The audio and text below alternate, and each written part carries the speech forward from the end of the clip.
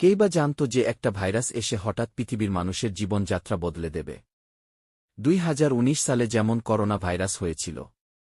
Future পৃথিবীতে এমন এক ধরনের রোগ দেখা দিল যেখানে মানুষ ফাঁকা জায়গায় বের হতে পারছিল না। কারণ মানুষ যদি ফাঁকা জায়গায় আসত তাহলে মানুষের নাক মুখ দিয়ে রক্ত বেরিয়ে সেই মানুষটা সেখানেই দূরত্ব মারা যেত। পুরো পৃথিবী হঠাৎ থমকে গেল। মানুষজন যে যেখানে ছিল, কেউ বাসাতে কেউ অফিসে, যে যেখানে ছিল সেখানেই আটকা পড়ে গেল। এমন সময় তারা সবাই ঠিক করল, বাইরে বের হলে যখন মৃত্যু অপেক্ষা করছে, সুতরাং কেন না মাটির ভেতরে একটা সুড়ঙ্গ বানানো যাক। বাইরে বের হতে পারছে না তো কি হয়েছে? এখন থেকে মানুষ মাটির ভেতর দিয়ে চলাচল করবে। একটা ভিন্ন ধরনের সিনেমার গল্প। আজকের সিনেমা কি দ্য লাস্ট ডেজ। কি গল্প শুরু হয় স্পেনের বার্সেলোনা। মানুষ এখন এক অদ্ভুত রোগের শিকার হয়েছে। এটা এমন একটা রোগ যখন মানুষ খোলা জায়গায় থাকতে ভয় পায় এবং মানুষের ভিতরে ভয় এতটাই বেড়ে গেছে যে তারা বাইরে বেরোলেই প্রচণ্ড ঘাবড়ে যায় এবং এতটাই বেশি ঘাবড়ে যায় যে এক নিমিষের মধ্যে তাদের মৃত্যু ঘটে। শুনতে একটু অদ্ভুত হলেও এরকম রোগ আছে যার নাম হল এগোরাফোবিয়া। সুতরাং এখন যতজন মানুষ পৃথিবীতে বেঁচে আছে তারা নিজেদেরকে বন্দী করে নিয়েছে। যে মানুষ যেখানে আটকা পড়ে গেছে, যেমন কেউ বাড়িতে, কেউ অফিসে, কেউ বা কোনো বন্ধ জায়গায়, তারা সেখানেই আছে এবং এই জন্য মানুষ এক জায়গা থেকে অন্য জায়গা যাওয়া আসা করার জন্য মাটির নিচের সুড়ঙ্গ ব্যবহার করে। দূরে গাছের ফাঁকা জায়গা দিয়ে সূর্যের আলো প্রবেশ করতে দেখা যায় এবং সেখানেই দেখা যায় এই মেয়েটাকে, নাম জুলিয়া। এর পরের দৃশ্যে সিনেমার নায়কে দেখতেন পাই যার নাম মার্ক। এই মহামারীর কারণে সে অফিসে বন্দি। মার্ক যখন তার অফিসের কাচের জানালা দিয়ে বাইরের পরিস্থিতি দেখছে তখন একজন এসে তাকে বলে, মার্ক, এবার তোমার পালা। আসলে অফিসের কর্মীরা মিলে মাটির নিচে একটা সুড়ঙ্গ তৈরি করেছে যাতে তারা এখান থেকে নিজেদের বাড়িতে যাইতে পারে। কারণ আগেই বলেছি, খোলা জায়গা বা রাস্তা দিয়ে এখন কেউ আর যাতায়াত করতে পারে না এবং এই সুড়ঙ্গ তৈরি করার কাজের জন্য একেকজন একেক দিন সুড়ঙ্গ খোদাই করে। এই সুড়ঙ্গ খোঁজার কাজে মার্কের যোগদান করার আরেকটা কারণ আছে। তার গার্লফ্রেন্ড জুলিয়াকে খোঁজা সুড়ঙ্গ খুঁড়তে খুঁড়তে তারা অবশেষে একটা মেট্রো রেলের সুড়ঙ্গের সঙ্গে যুক্ত হয়ে যায়। মার্ক দিনের শেষে যখন তার খাবার নেওয়ার জন্য অফিসের লাইনে দাঁড়িয়ে থাকে তখন তার বসকে দেখতে পান। ওনার নাম হল এনরিক বসর। এর সাথে মার্কের সেরকম একটা সম্পর্ক ছিল না। এদিকে যেহেতু সুড়ঙ্গের মধ্য দিয়ে মানুষ এখন চলাফেরা করে, সুতরাং তাদের কাছে একটা জিপিএস থাকা দরকার, যেমন আমাদের মোবাইলে থাকে। আমরা ম্যাপ দেখে যে কোনো জায়গায় যেতে পারি। যেহেতু এনরিকের কাছে জিপিএসটা থাকায় মার্ক তার কাছে সাহায্য চায়। এনরিক ফার্স্টে জিপিএসটা দিতে রাজি না হলেও তারপর সে মার্কের সাথে একটা চুক্তি করে, চুক্তি অনুযায়ী এনরিক মার্ককে তার গার্লফ্রেন্ডর কাছে নিয়ে যাবে এবং পরে মার্ক এনরিককে তার হসপিটাল, যার নাম অলিম্পিকা, সেখানে যেতে সাহায্য করবে। তারা সবাই মেট্রো রেলের সুড়ঙ্গ দিয়ে হাঁটতে হাঁটতে একটা স্টেশনে এসে দাঁড়ায় যেখানে অনেক লোকজন ভিড় ছিল। এই লোকের ভিড়েই একটা ছোট্ট ছেলে এনরিকের জিপিএস রাখা ব্যাগটা নিয়ে পালিয়ে যায়।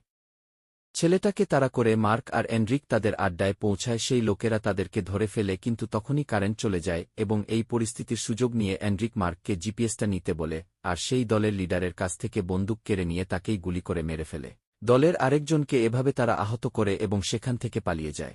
এনরিকের কাছে বন্দুক থাকায় মার্ক ভাবে হয়তো এনরিক বিশ্বাসঘাতকতা করতে পারে, কিন্তু দেখা যায় এনরিক তা করে না। তারপর সে তার প্রতিবেশী একটা লোকের ঘরে ঢোকে এবং সেখানে তারা দেখতে পায় অনেক দিনের জমানো নোংরা। তার প্রতিবেশীর সাথে কথা বলে সে বুঝতে পারে সেও এই একই রোগে শিকার হয়েছে, তাই সেও অনেক মাস ধরে ঘর থেকে বের হয় না। যাই হোক, ঘুম থেকে জেগে উঠে মার্ক আর এনরিক আবার সুড়ঙ্গ ধরে হাঁটতে থাকে। তখন মার্ক এনরিককে জিজ্ঞেস করে, তুমি তোমার বাড়িতে কেন যেতে চাইছো? এনরিক কিছু তার কথার উত্তর দেয় না। দেখা যায় এনরিক একটা প্লাস্টিকের প্যাকেটে বিভিন্ন ধরনের গাছের বীজ জমিয়ে রেখেছে ভবিষ্যতের জন্য। সুড়ঙ্গ দিয়ে যেতে যেতে তারা একটা ড্রেনের মুখোমুখি এসে পৌঁছায়, যার মধ্য দিয়ে তারা মার্কের বিল্ডিংয়ের নিচের নর্দমার লাইনটাতে পৌঁছে যায়। সেখানে আন্দাজ করে ঠিক বিল্ডিংয়ের নিচে একটা ছোট গ্যাস সিলিন্ডার লাগিয়ে তাতে গুলি করে বিস্ফোরণ ঘটিয়ে বিল্ডিংয়ে ঢোকার প্ল্যান করে। এনরিক হাতে ব্যথা পাওয়ায় সে প্রথমবার মিস করে। মার্কও প্রথম চেষ্টায় মিস হয় তীব্র আওয়াজের কারণে, তার কান দিয়ে রক্ত বেরোতে থাকে, কিন্তু দ্বিতীয় চেষ্টায় তারা সফল হয়। বিল্ডিংয়ে ঢুকে নিজের ঘরে গিয়ে মার্ক দেখে সেখানে তার গার্লফ্রেন্ড নাই, বরং একটা অন্য পরিবার আশ্রয় নিয়েছে। তাদের থেকে জানা যায় তারা যখন এখানে আসে তখন নাকি বাড়িতে কেউ ছিল না এবং সেজন্য তারা এই বাড়িটাতে আশ্রয় নিয়েছে। তারা সবগুলো ঘর খুঁজে দেখে কোনো ক্লু পাওয়া যায় কিনা যে জুলিয়া কোথায় গেছে। এই সময় মার্ক একটা আল্ট্রাসোনোগ্রাফি রিপোর্ট খুঁজে পায় এবং যেটা দেখে সে জানতে পারে যে তার প্রেমিকা জুলিয়া প্রেগন্যান্ট। এই সময় মার্কের অতীতের আরেকটা ঘটনা মনে পড়ে যায়। একদিন মার্ক আর জুলিয়া বসে মহামারীর পরিস্থিতির খবর দেখছিল। এই সময় তাদের মধ্যে ঝগড়া হয়, কারণ মার্ক চায় না যে এই পরিস্থিতিতে, যেখানে মানুষ মারা যাচ্ছে, এত বড় মহামারী পৃথিবীতে, এই সময় জুলিয়া কোনো বাচ্চার জন্ম দিক। কিন্তু জুলিয়া ভাবতে থাকে যে মার্ক হয়তো তাকে কোনোভাবে ঠকাচ্ছে, সে হয়তো বিয়ে করতে চায় না। সেদিন মার্ক তারপর অফিস চলে যায় এবং সেখান থেকে সে জুলিয়াকে ফোন করে জুলিয়া তার সাথে কথা বলে না। সে রাতে বেলা বাড়ি ফেরার জন্য যখনই বেরোবে হঠাৎ করে তার দম আটকে যায়, মাথা ঘোরায় এবং সে বুঝতে পারে সেও ওই রোগে আক্রান্ত হয়ে পড়েছে এবং এর ফলে সে তাড়াতাড়ি অফিসের ভিতরে ঢুকে পড়ে এবং তারপর সে অফিস থেকে কিছুতেই জুলিয়ার সাথে যোগাযোগ করতে পারেনি। এসব যখন মার্ক ভাবছিল তখন সেখানে ভীষণ বৃষ্টি নামে। মার্ক আর এনরিক একটি পর্দার সাহায্যে বৃষ্টির পানি সংগ্রহ করে, কারণ অনেক দিন পর বৃষ্টি নেমেছে, এতদিন পর পানি পেয়ে সবাই খুশিতে আত্মহারা হয়ে পড়ে। এরপর তারা আবারও তাদের যাত্রা শুরু করে এবং তাদের চুক্তি অনুযায়ী এবার এনরিকের হসপিটালে যাওয়ার পালা তাদের। কিন্তু যেহেতু জুলিয়াকে খুঁজে পাওয়া যায়নি, তাই মার্ক জুলিয়ারই খোঁজ করতে চায়। এনরিক বলে, তুমি জুলিয়াকে খুঁজতেই পারো, আমার কাছে এটা কোনো সমস্যা নয়, কিন্তু একবার ভেবে দেখো এই পরিস্থিতিতে সুড়ঙ্গের রাস্তায় তুমি জুলিয়াকে খুঁজবে কোথায়? আমরা তো পুরো বার্সেলোনা শহরটা ঘুরে দেখতে পারব না, আর আমাদের মধ্যে চুক্তি হয়েছিল আমি তোমাকে তোমার বাড়িতে পৌঁছে দেওয়ার জন্য সাহায্য করব এবং তার পরিবর্তে তুমি আমাকে হসপিটালে পৌঁছে যাওয়ার জন্য সাহায্য করবে। আমি আমার কথা রেখেছি, তুমি তোমার কথা রাখো। আর তুমি যদি একা যেতে চাও তাহলে তুমি জিপিএস এবং টর্চ ছাড়া একাই যাও। এনরিক আরও বলে, এমনও তো হতে পারে যে জুলিয়া আর বেঁচে নেই। এই কথা শোনা মাত্র মার্কের সঙ্গে এনরিকের মারপিট লেগে যায়। এরপর জানা যায় যে আসলে এনরিক তার বাবাকে খুঁজতে চায়, তার বাবা হাসপাতালে অ্যাডমিট আছে। এটা শুনে মার্ক এনরিকের সাথে যায়। তারা একটা চার্চে একটা লাইটার আর মদ খুঁজে পায়, যার মাধ্যমে তারা সেখানে আগুন জ্বালায় এবং তখন সেখানে হঠাৎ একটা ভাল্লুক চলে আসে এবং তাদের উপরে হামলা করে দেয়।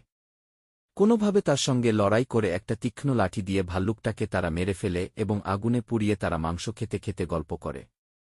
ওরে বাবা, তারা ভাল্লুকের মাংস খাচ্ছিল ভাবা যায়। এরপর তারা হাতে মশাল নিয়ে আবার সুড়ঙ্গের মধ্য দিয়ে যাচ্ছিল এবং যাওয়ার সময় তাদের সাথে দেখা হয় একদল মানুষের সাথে, যারা সেই সুড়ঙ্গ দিয়েই অন্যদিকে যাচ্ছিল। এই মানুষদের থেকে তারা জানতে পারে তারা যেই হাসপাতালের উদ্দেশ্যে যাচ্ছে সে হাসপাতালটাতে নাকি আগুন লেগেছে।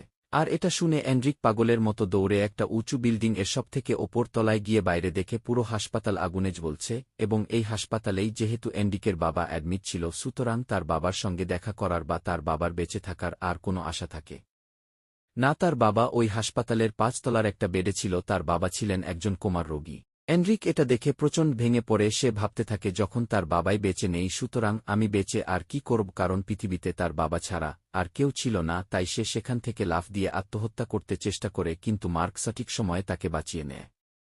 এনরিক মার্ককে বলে, তোমার আর আমাকে দরকার নেই, আমাদের চুক্তি তো শেষ। আমি তোমাকে সাহায্য করেছিলাম, তুমিও আমাকে সাহায্য করেছ, এবার তুমি একা চলে যেতে পারো।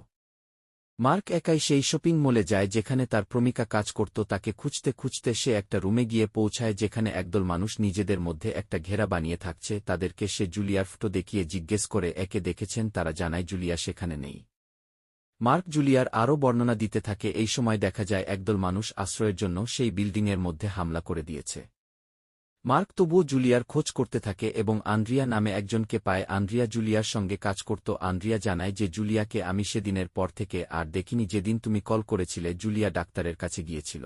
এরপর মার্কের উপর একটা ছেলে হামলা করলে সেখানে হঠাৎ এনরিক চলে আসে এবং মার্ককে বাঁচায়, কিন্তু দুর্ভাগ্যবশত তার পেটে সেই ছেলেটা ছুরি মেরে দেয়। তারা সেখান থেকে বের হতে সক্ষম হয়, সুড়ঙ্গ দিয়ে এগিয়ে অন্য একটা বিল্ডিং এ পৌঁছায় যার ঠিক সামনের বিল্ডিংয়েই রয়েছে জুলিয়া। কিন্তু সমস্যা হলো সেখানে যাওয়ার একমাত্র উপায় হলো বাইরে বেরিয়ে রাস্তা পার করে তারপর যাওয়া। কাচের জানালা দিয়ে সামনের বিল্ডিংয়ের একটা রুমে মার্ক জুলিয়াকে দেখতে পায়। সে জুলিয়াকে দেখে যখন এনরিকের কাছে ফিরে আসে দেখা যায় এনরিক রক্তক্ষরণের কারণে প্রায় মৃত। মার্ক তাকে বাঁচানোর চেষ্টা করতে চাইলে এনরিক তাকে আটকে দেয়। সে বলে, তুমি যাও মার্ক, ওদিকে জুলিয়া তোমার জন্য অপেক্ষা করছে, তুমি ভয় পেও না, ওই রাস্তা তুমি পার করতে পারবে এবং জুলিয়ার কাছেও যেতে পারবে, এটা আমার বিশ্বাস। মার্ক এনরিকের জন্য কাঁদতে থাকে। এনরিক তাকে বলে, আমার জন্য কেঁদো না, এই মৃত্যু বাড়িতে বন্দি অবস্থার থেকে মরা যাওয়া অনেক ভালো। এই বলে সে মারা যায়। মার্ক ভাবতে থাকে সে কি করবে, রাস্তাটা পার করবে, কারণ বিল্ডিংয়ের বাইরে বেরোলেই তো তার নাক মুখ দিয়ে রক্ত উঠে সে মারা যাবে, সেও যেহেতু একই রোগে ভুগছে। মার্ক অনেক সাহস জুগিয়ে রাস্তা পার করার জন্য বিল্ডিং এর বাইরে তো বের হয়। অনেক কষ্টে এসে দীর্ঘশ্বাস নিতে তার গতিপথ ঠিক রাখার চেষ্টা করলেও দেখা যায় তার কান থেকে রক্ত বেরোতে থাকে, এমনকি তার চোখের ভিতরে রক্তক্ষরণ হতে থাকে। সে পড়ে যায় এবং পরে গিয়েও সে আবার উঠে দাঁড়ায়, এক পা করে ফেলতে থাকে। অবশেষে দেখা যায় সে অজ্ঞান হয়ে যায়, কিন্তু তার আগে সে জুলিয়ার সেই বিল্ডিংয়ের ভেতরে পৌঁছে যায়। এরপর কিছুদিন পরের দৃশ্য দেখানো হয়, মার্ক আর জুলিয়ার একটা ছেলে হয়েছে। দেখা যায় মার্ক একটা গ্রিন হাউস বানিয়েছে যেখানে বিভিন্ন ধরনের সবজি এবং ফলের চাষ করেছে। সে দিন যায় মাস যায় বছর ঘুরে একসময় দেখা যায় তার ছেলে আরেকটু বড় হয়েছে এবং তার ছেলেকে দেখা যায় সে কিন্তু বাইরে বেরোলে কোনো সমস্যা হয় না, কারণ সে এই মহামারীর মধ্যে জন্মেছে, এই মহামারীর পরিবেশে তার শরীর মানিয়ে নিয়েছে। তো এই ছিল আজকের ভিডিও কেমন লাগলো অবশ্যই কমেন্টে জানাবা। ভিডিওটা ভালো লেগে থাকলে লাইক, কমেন্ট ও সাবস্ক্রাইব করে পাশে থাকবেন। দেখা হচ্ছে পরের ভিডিওতে। ভালো থাকবেন, সুস্থ থাকবে। আল্লাহ হাফেজ।